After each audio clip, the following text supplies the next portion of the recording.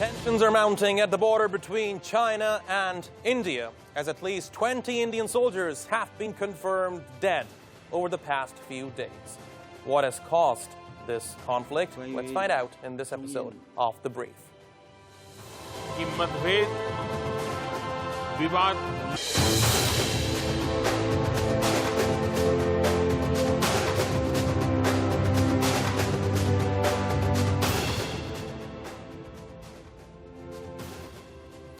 Hello and welcome to The Brief. I'm Jafar Hasnan. A military standoff between India and China on their disputed border in the Himalayas has escalated into deadly clashes. At least 20 Indian soldiers were killed in an incident on Monday night. It happened in Galwan Valley in the disputed Ladakh region. China has accused Indian troops of crossing the border twice, provoking and attacking Chinese personnel. However, both sides insisted that no shots were fired. Indian officials gave accounts of fighting with bare hands, iron rods and stones. There were reports of Chinese casualties, but no official confirmation yet.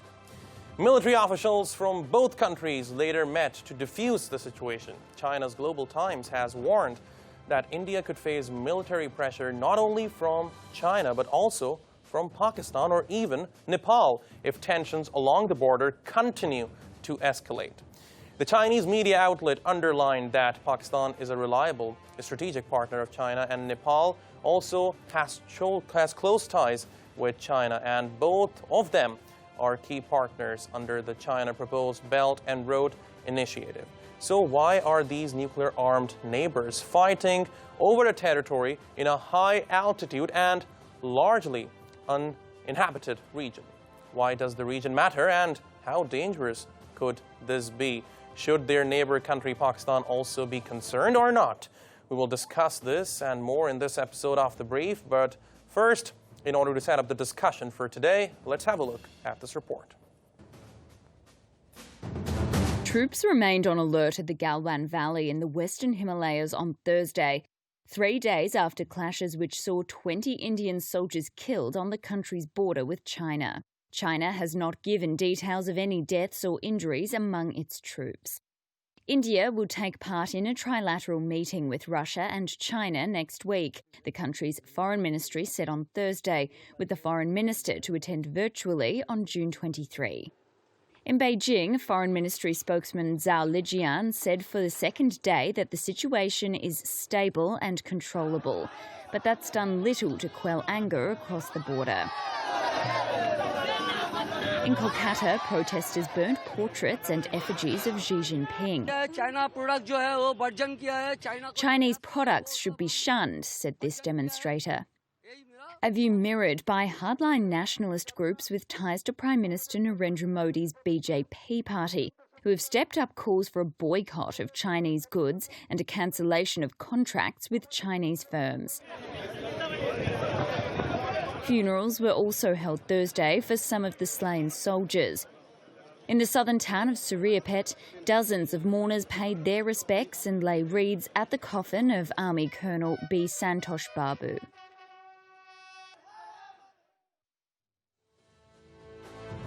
Welcome back, and now joining us to discuss this further from India is Mr. Manoj Joshi. He is a distinguished fellow at the Observer Research Foundation. And from Pakistan, we have Mr. Muneeb Qadir, a renowned Pakistani writer and journalist. Gentlemen, thank you very much for being with us on this episode of The Brief. Mr. Joshi, I would like to start with you. Just a few days ago, there were talks between China and India to diffuse tensions, but still such an incident took place. Why is that? Well, there are various explanations for this.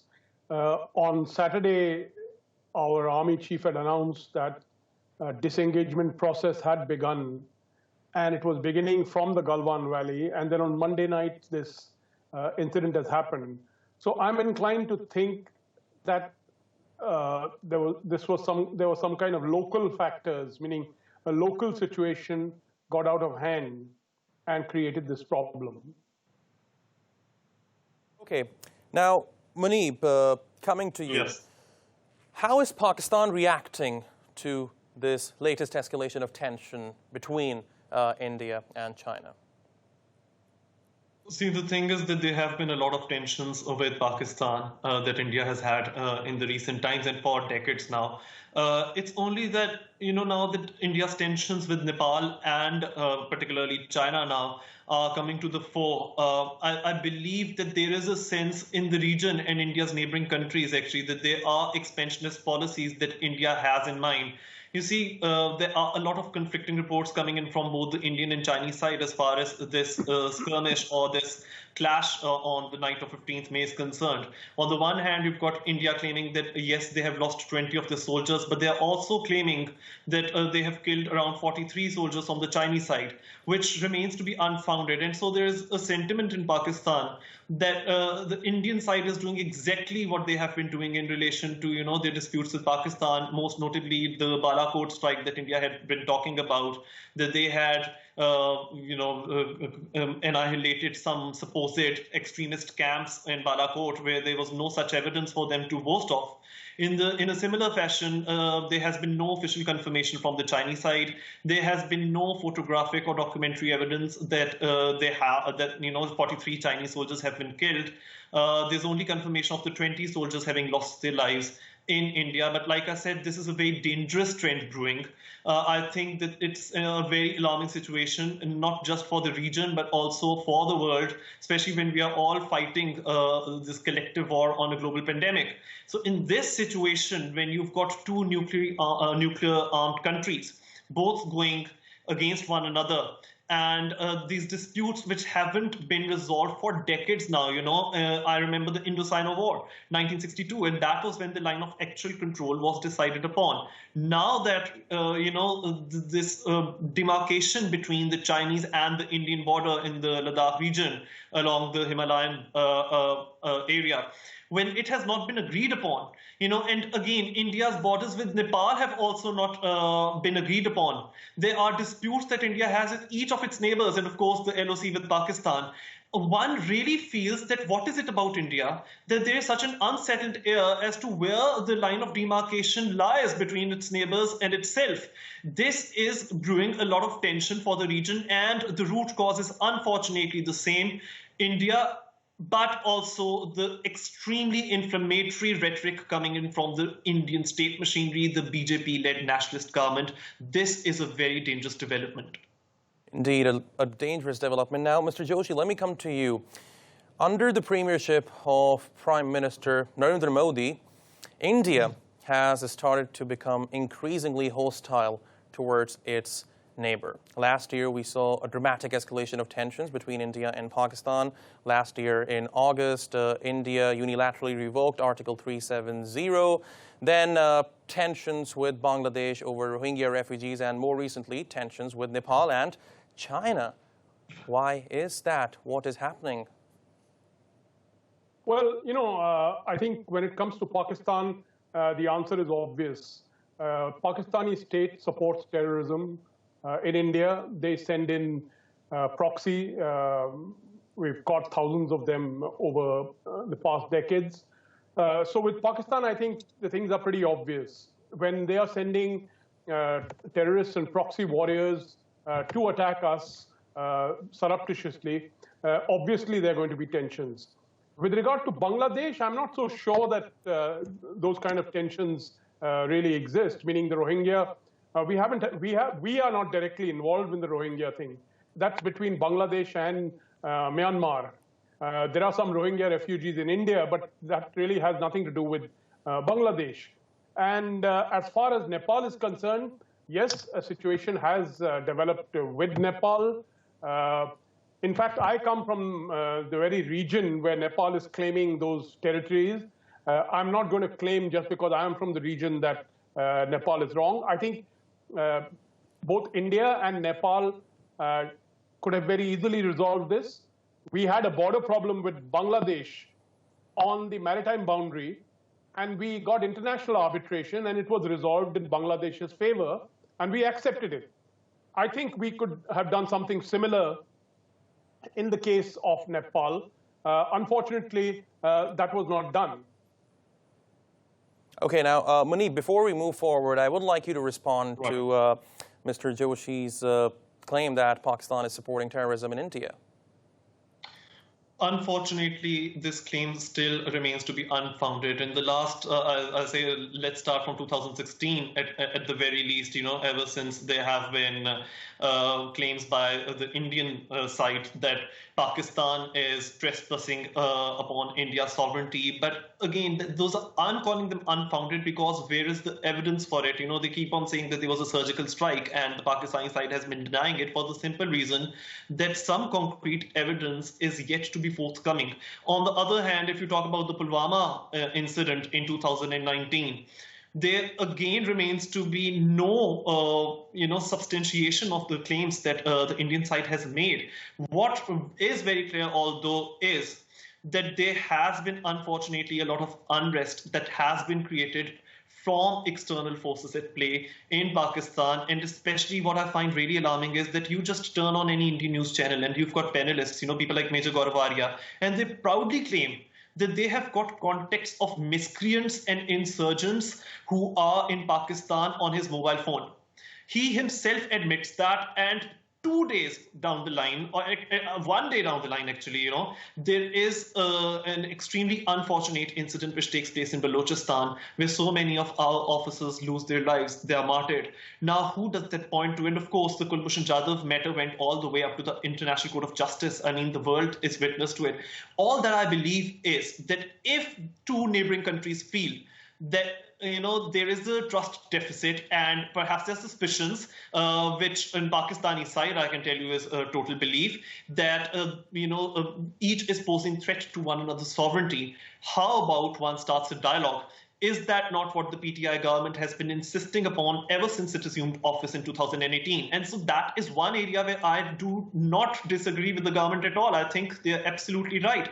Dialogue is the only way forward. We have heard so many times from the Prime Minister, Imran Khan, that there is going to be zero tolerance towards anyone in Pakistan who even thinks that it is fair or that, it is fair play to go and fight off in another country or to wage a war in another country. War is not on Pakistan's agenda. But if you look at the kind of language coming in from people like Rajnath Singh from across the border, who keep on saying that they are going to encroach upon, the Pakistani side of Kashmir, Azad Kashmir. They keep on saying that, Pakistan should now start securing itself because they are thinking of coming soon. This is the sort of language which needs to be condemned at every single level.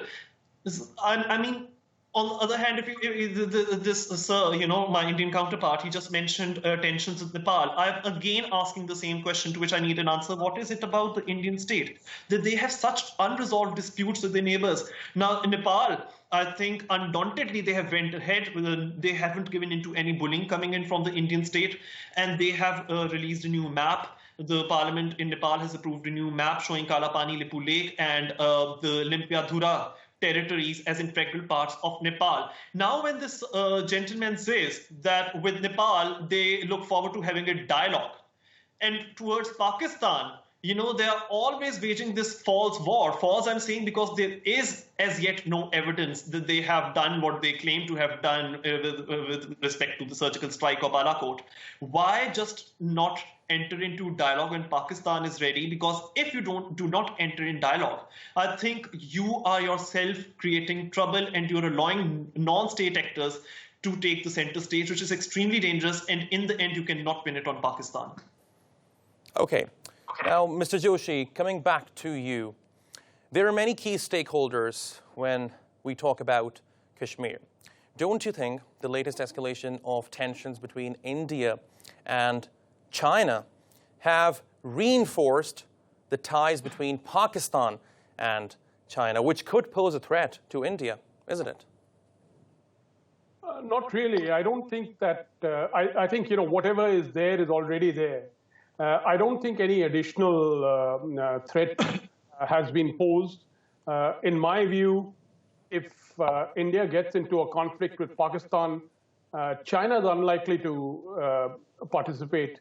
On the other hand, if India gets into a conflict with China, Pakistan most likely to jump into it. So I don't really think, and I think we have sufficient capability of dealing with such situations. Okay, so let me add one more question here. Do you think India can afford an all-out war with China?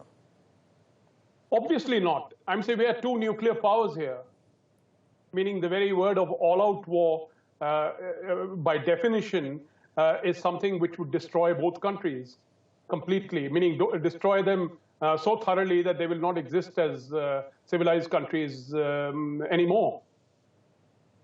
Okay. Muneeb, let me come to you now. Talking about solution to the Kashmir issue, I mean, there are 3 different countries involved. What would be the best approach to move forward with? So just today, there has been an announcement that India has been elected as a non-permanent member in the Security Council, and I believe they will be assuming office from January 2021. And that is also likely to put them in an awkward situation, in an awkward position with China, which is a permanent member on the Security Council. But fortunately, unfortunately for the Indian side, they must realize that the key to the Kashmir dispute lies in just 2 words, and that is, those words are international law.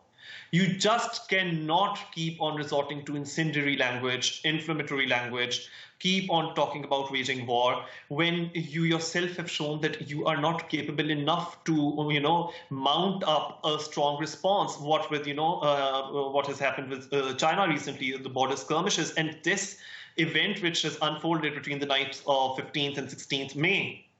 This is something really serious. It's, I think, the most violent clash between both the sides in at least the last 45 years. I mean, obviously, there were tensions along the, Ladakh side.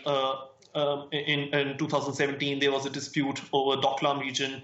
And then in 2018, Modi went to China and he tried to, bridge the gap between the 2 countries. But none of it has worked, because until and unless you do not come to a final solution or resolution to these very serious disputes, unfortunately, trespassing onto one another's borders is going to become the norm. And unfortunately, that seems to be habitual behavior now coming from the Modi-led India, especially. Not that it wasn't there before Modi, but now even more so. And just right now, Jafri, you asked whether India can afford a war with China. I'd say that in India, there is this sentiment, which is again being fueled into by their extremely nationalist media, which says that we are going to boycott Chinese goods, we are going to end our trade with China. I believe that it's India which stands to lose the most, because if you compare their GDPs, China's GDP is 5 times larger than that of India, and they have a higher defense expenditure.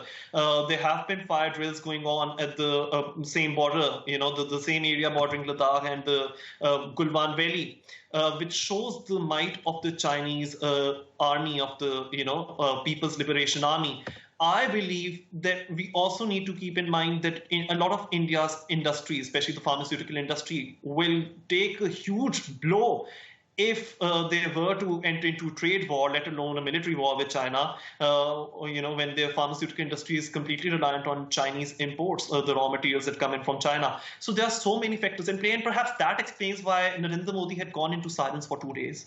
He or at least more than a day. He did not comment, his government did not comment for a very long time, leading, the opposition party Congress and Rahul Gandhi to ask and to demand answers from the government, and the government very easily put the blame on their army for not having preempted or for not having foreseen that such an attack was going to be mounted from Chinese side. Obviously, the Chinese side, and their Foreign Minister Wang Yi has said that it's India which initiated the attacks. But again, what I'm saying is that if you do not believe in the rule of law and the rule of international law, then this is going to become the norm. And unfortunately, what India has done recently is that they've also passed Kashmir domicile law, which again flies in the face of UN Security Council resolutions on the matter, flies in the face of the 4th Geneva Convention. You are saying that, students who have studied for 7 years in Kashmir from the rest of India, people who have lived in Indian-occupied Kashmir from the rest of the India, they can now get a settled status domicile in Kashmir. Are you not trying to change the demography of the region? Are you not trying to, without holding a referendum and a plebiscite in accordance with UN Security Council resolutions, are you then not trying to bring changes to a territory which you had promised would be given autonomy? And also, at the same time, in August 2019, they bifurcated these two, Jammu and Kashmir and Ladakh, and turned them into union territories. Of course, tensions on the Ladakh side were also quite foreseeable as far as relations between India and China go. There might be another Indo-Sino war if India does not stop its ways, if it does not stop what it's been doing, if it does not change its way. Okay, now, Mr. Joshi, I have an interesting question for you. I'm sure you would agree with me on this. The killing of 20 Indian soldiers has definitely triggered this element of outrage among the public. So how do you think Prime Minister Modi is going to diffuse tensions among the masses? Do you think there could be military action, or are we just going to see some peaceful statements? No, I think there could be military action. Along the line of actual control, Indian military is quite strong. We have places where if we choose to act, the Chinese could be in trouble. Our Air Force is more powerful than the Chinese Air Force as far as Tibet is concerned. So there could be military act, but I'm not saying that there will be, because I think that Prime Minister Modi has rightly given a tough statement, but he's not kind of said that he's going to act in a precipitous fashion. But if you don't mind, I'd just like to respond to one or two points that have been made by Mr. Kadir about terrorism. There was the famous, infamous Mumbai attack of 2008. Pakistan is trying some people in its own courts with regard to that attack. And so he claims here that Pakistan not been involved in any of these activities. They've been trying them for the last 10, 12 years, I think. Nothing has happened at all so far. So there is no lack of evidence. I'm as far as Kashmir is concerned, I am the author of 2 books on Kashmir. So I don't want to get into arguments on the legalities, etc. All I'd like to say when it comes to international law is that there was an arbitration on the UNCLOS on the South China Sea, and when that arbitration was read out, it went against China. China simply cast it aside. So international law is no big deal. There's no international law out here. International law has no teeth. And major powers regularly do this, meaning China just cast it aside when it felt like. The US has done it in the case of Nicaragua. The issue is not international law. The issue is bilateral relations. And in the case of Pakistan and India, they had agreed in Shimla in 1972 that they would resolve the Kashmir issue through bilateral dialogue. The problem is that when that dialogue gets anyway, we get a terrorist attack. I'm saying we've had, you've talked about Pulwama, but there was an attack on Pathankot. Who attacked? Meaning, surely they were not locals. They've been serious. I can, as I said, I'm an author. I track Kashmir very closely. Here are 2 books, and I've written them, and I can give you each date, an account of each attack. And I can also list you interrogation reports. I can send them to you of people who came across from Pakistan, did these things in India. So I'm saying that we got to be a bit modest here when we talk about international law. We got to be a bit modest when we look at issues. I'm not saying that India is without blame. India certainly, meaning I'm willing to acknowledge that, for example, in Nepal, we certainly could have handled it differently as a big country. Okay, now, Munib, is it that simple to disregard international law? First of all, I'd also like to address what Mr. Joshi from the other side has said. He's talked about the 26/11 attacks, which, by the way, met with a lot of condemnation on this side of the border as well. I remember at that time I was a student of law, and the amount of disgust that every single common Pakistani citizen, such as myself at that time, we all felt, and how we were so much in spirit, with human beings and fellow human beings on other side of the border, of course. And that is what I find extremely alarming, is that we are all equally vulnerable. And if we don't stand up for one another, if we don't have a joint strategy towards fighting any form of terror, that is when we lose. That is when humanity loses. As far as the people that he's talking about, number one, non-state actors, there is absolutely no concrete evidence, again, which has been mounted so as to insinuate Pakistan. On the other hand, actually, all those banned terror organizations or their leaders, anyone who was found within the region, within the territory, they have been tried. They are right now in jail because they have also been condemned by the UN Security Council. There are UN Security Council resolutions against them. But now what I find really strange is that when the Indian side asks Pakistan to comply with their Security Council resolution commitments under international law, why is it that when Human Rights Council issues condemnation of what is going on in Indian occupied Kashmir, Human Rights Watch, Genocide Watch, they all issue alerts. And that is when I go onto Indian channels and panelists like GD Bakshi say international law. What international law? Now, Mr. Joshi also said right now, if I'm not wrong, but I heard him, he said international law has no teeth. I'm sorry, but then there can be absolutely no resolution. You yourself are empowering these non-state actors, these militants. I find it, I really like the fact that he has acknowledged that things are not perfect on his side as well. Well, no one is claiming things to be perfect here as well. But what I'm saying is that between two sovereign countries, rather than them resorting to such language as has been coming from your own ministers like Rajnath Singh, why not start a dialogue process, with Nepal? You have had a visa-free agreement for years. And even then, Nepal was undaunted. They went ahead and they said, no, these three disputed territories, they are ours. And that is non-negotiable for them. So there comes a time when every single nation puts their foot down. He also talked about the fact that, India has never been involved in any sort of sending of terrorists and all of that. Number one, how do you define what sending terrorists amounts to? Because when I check your Indian channels and the videos are out there, the panelists and the anchor persons are openly extending their support to organizations like the BLA, which has been designated just recently by the United States of America as well as a terrorist organization. You keep on talking about, instigating separatist movements within Pakistan. Your people keep on doing that. Your media does that all the time. You've got 50, 100 TV channels and they're all echoing the same. What about that? I think that is terrorism. That is something which is put under Article 2.4 of the UN Charter, along with all the General Assembly resolutions with it. And then you say that Pathankot were not locals, or what happened in Pulwama were not locals. Just a point here.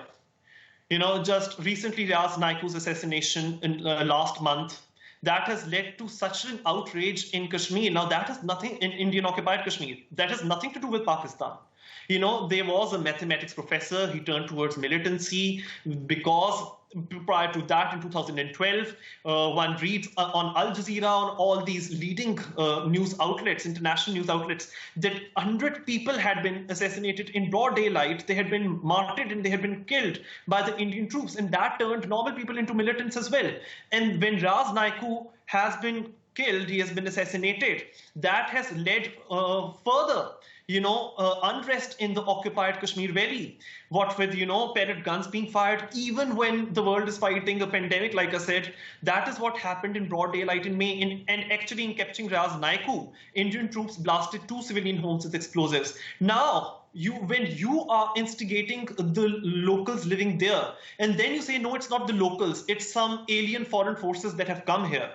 How exactly? How exactly is that possible? You yourself antagonize people living there. You don't give them their rights of self-determination under international law, under 11 different Security Council resolutions. You yourself mentioned Simla Agreement, by virtue of which both the sides, India and Pakistan, could not change the status quo without first resorting to talks with one another and international law and Security Council resolutions. When you have yourself reached the same Simla Agreement, how can you refer back to it? How can you refer back to it to me to make a point? That is exactly with the abrogation of Article 370. You've gone back on your own word, both bilaterally as well as internationally. And you have internationalized the Kashmir dispute. When something happened in Pulwama, completely under India's occupation, you pinned it down on Pakistan. Did you not thereby internationalize a matter which you have been at pains to insist is an internal matter? Sometimes, at times you say it's an internal matter, at times you say it's bilateral, and at times your actions indicate that it is truly an international matter. I'm sorry, but something more needs to be done than this pure rhetoric. Okay, now, Mr. Joshi, my last question to you here. This is what I wonder. Like, if you say Pakistan is sending terrorists to India, how come it's so easy for them to enter India? What does it say about the law and order situation of India? What is the Indian police and the army doing? Well, I can explain to you. I can explain that to you in great detail. There is a 740-kilometer line of control that divides India and Pakistan in Kashmir. It's in a mountainous region. And then finally it comes down to a place called Jammu. The terrain is such, meaning I could describe to you in great detail as to what happens. Pakistani army starts firing artillery guns. Under the cover of artillery, infiltration occurs. In that mountain terrain, it's extremely difficult to track down everyone. And in the Jammu area, the nature of the terrain is such that it's a riverine terrain. People come up those riverine areas.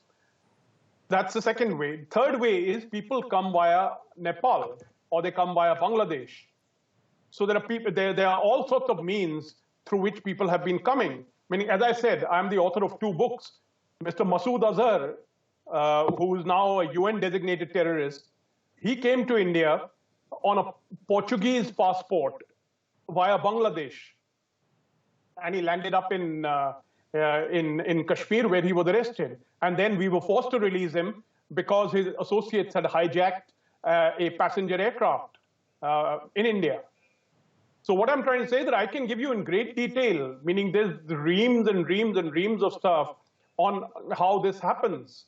It's not a question, meaning you cannot, the nature of the terrain is such, and is that it's impossible to block every part of it. Though we have fenced it, we've got sensors, we have put floodlights and all kinds of things.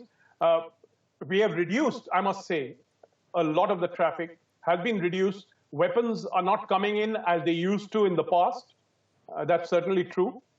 But people still manage to get through. Okay. I mean, I have many more questions, but unfortunately we're running out of time. So, Mr. Manoj Joshi and Muneeb Qadir, thank you very much for being with us on The Brief. And please stay safe. Thank you. Thank you. All right. And now, the coronavirus pandemic continues to wreak havoc across the world. There have been some positive news coming out recently. There is a drug called dexamethasone. I hope I'm pronouncing it correctly. I have said it earlier. I have a problem with pronouncing medical terms, so I hope doctors do not call me out on that. Let's take a look at some of those potential treatments, I must say, on your screen to learn more about it.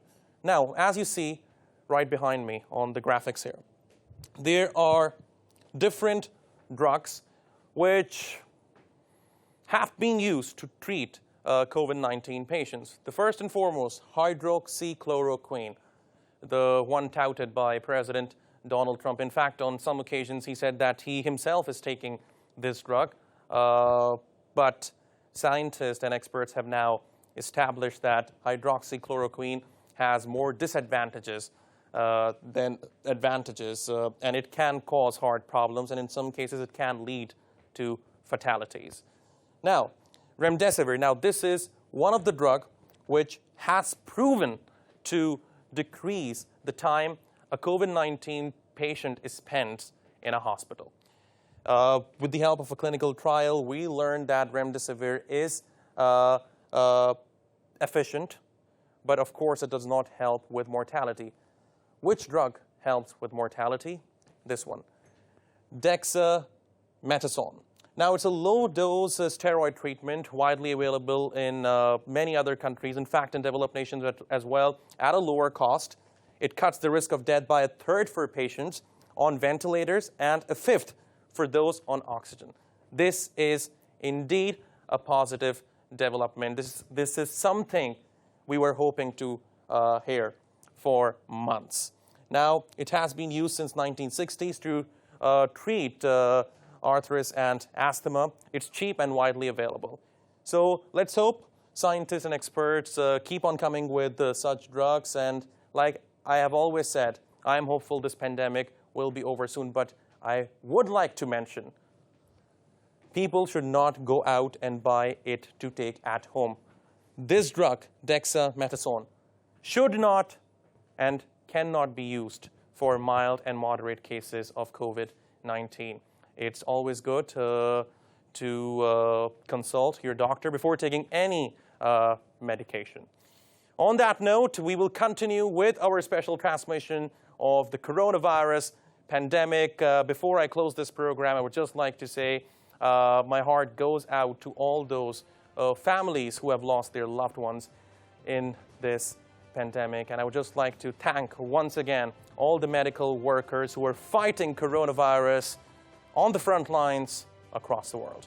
I'm Jafar Hasnan, and I'll see you with the next episode of The Brief next Tuesday.